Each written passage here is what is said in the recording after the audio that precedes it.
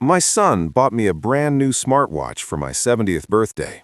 It was sleek, expensive, one of those health tracking models that monitors heart rate, sleep, location, and even emergency alerts. He said it was so he could keep an eye on my health since I lived alone. I was touched. After my wife Linda passed 3 years earlier, the house felt hollow and quiet, and any sign that my family still cared meant more than they could ever know.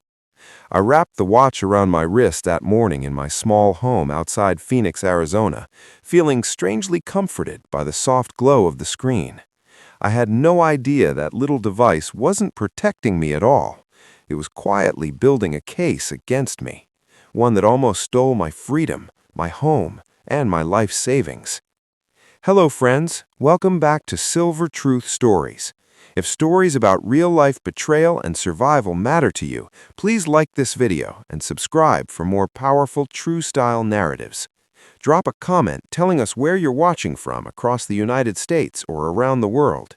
Your support keeps this channel alive. Some details have been changed for privacy, but the lessons in this story are absolutely real. I turned 70 on a dry November morning when the desert air felt sharper than usual. My coffee brewed at exactly 6:30 like it had for decades, and the sunrise painted the mountains orange outside my kitchen window. Birthdays at this age aren't celebrations anymore.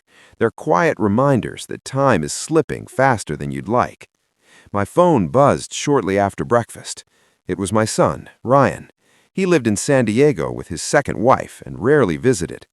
"Happy birthday, Dad," he said warmly. "I sent you something special. It should arrive today." A few hours later, the delivery truck pulled up. Inside, the box was the watch, wrapped carefully with a handwritten note, "So I can always make sure you're okay. Love, Ryan." I believed him. I wanted to believe him. I slipped the watch on immediately and admired how modern it looked against my aging skin.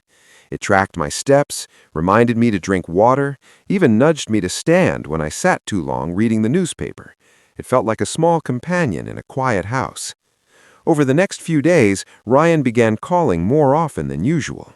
He asked how I slept, whether I'd gone for my walks, if my heart rate looked normal. At first, I thought it was kindness.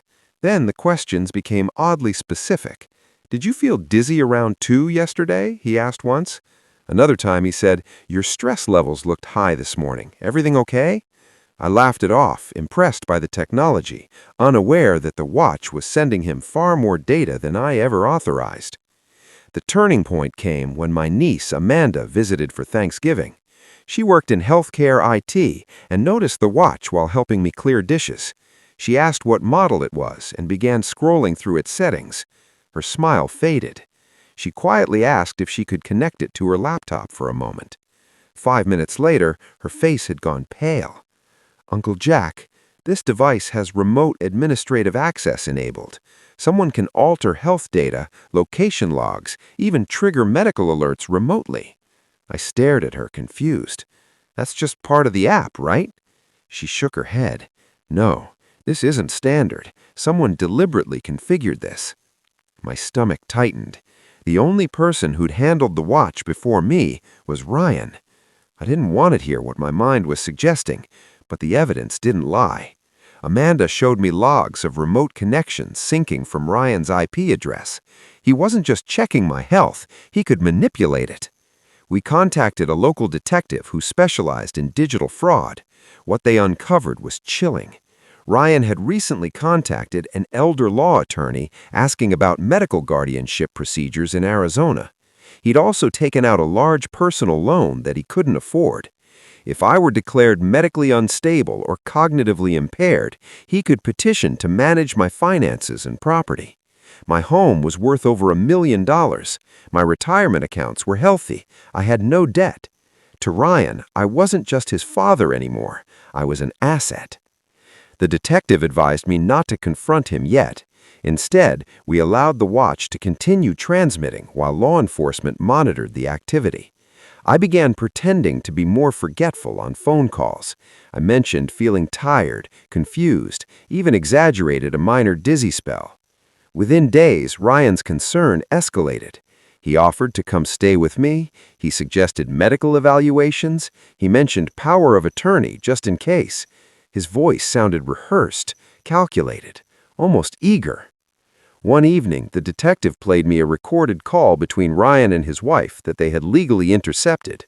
Ryan said, "Once the doctor signs off, it's done. Dad won't fight it. The house clears my debt, and we finally breathe again." Hearing my own son talk about me like a problem to be solved shattered something inside me that never fully healed. The confrontation happened a week later when Ryan arrived unannounced, carrying paperwork. He sat at my kitchen table, the same table where he'd once colored dinosaurs and begged for pancakes. He slid the documents toward me. Power of attorney, medical consent, financial authority. I looked him straight in the eyes and said quietly, "You already tried to take my life once with that watch. You won't do it again."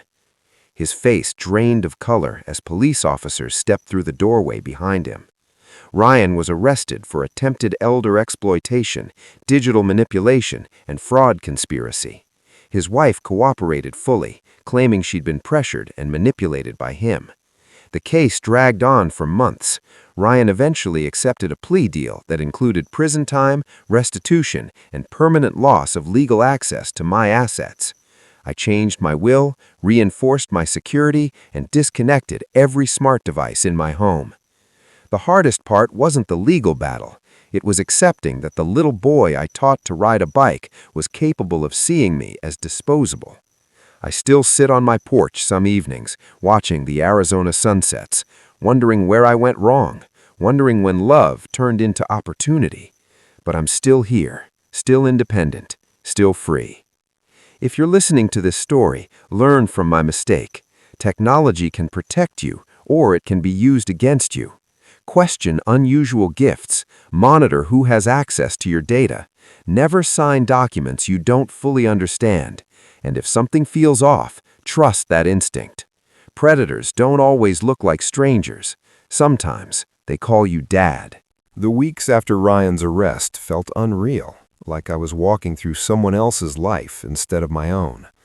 Reporters started calling after the case briefly appeared in a local news segment about elder exploitation and digital surveillance abuse. I refused every interview. I didn't want my family tragedy turned into entertainment. I wanted silence, space, and time to understand how a father could become a target inside his own bloodline. The house felt heavier at night. Every creak in the walls sounded louder. Every shadow felt longer. I caught myself glancing at my wrist even after I stopped wearing the watch, half expecting it to still be there, listening.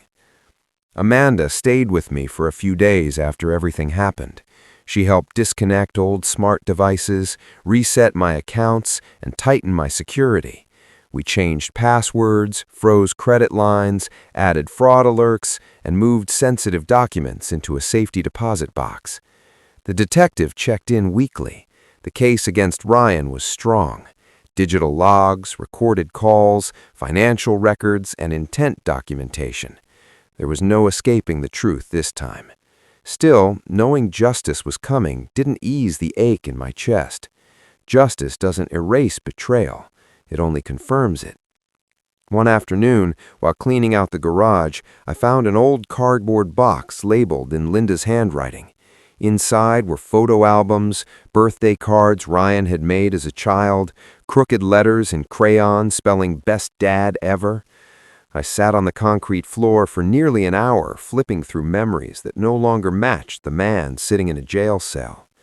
Grief isn't always loud. Sometimes it's quiet and suffocating, like holding your breath underwater too long. I wasn't just grieving my son's choices. I was grieving the future I thought we would still share. The trial moved quickly once the evidence was presented. Ryan's lawyer advised him to plead guilty to reduced charges in exchange for full cooperation. He avoided a long sentence, but lost his professional license and financial rights permanently. He wasn't allowed to contact me directly. The judge ordered restitution and mandatory counseling. When I received the official paperwork in the mail, I felt no relief, only exhaustion. Winning a case against your own child doesn't feel like victory. It feels like survival. Months passed. Spring arrived quietly. Desert flowers bloomed after the rains, and warm air drifted through my open windows again. I started walking every morning like I used to before all this happened. Neighbors waved. Life kept moving forward, whether I was ready or not. I planted tomatoes in the backyard the way Linda taught me, pressing seeds into warm soil and trusting something good would eventually grow. Sometimes Ryan still crosses my mind when I pour coffee or hear an old song on the radio that reminds me of long road trips we used to take when he was young. I don't hate him. I also don't trust him. Love doesn't always survive betrayal, but memory does, and memory can hurt just as much. What I've learned from all this is simple but painful. Age makes you visible in ways you don't expect, not just to kindness, but to opportunity, the wrong kind of opportunity. People assume you're weaker, slower, easier to control. Technology, meant to protect us, can become a weapon when placed in the wrong hands. And sometimes the greatest danger isn't a stranger in the dark. It's someone who already knows your fears, your habits, and your heart.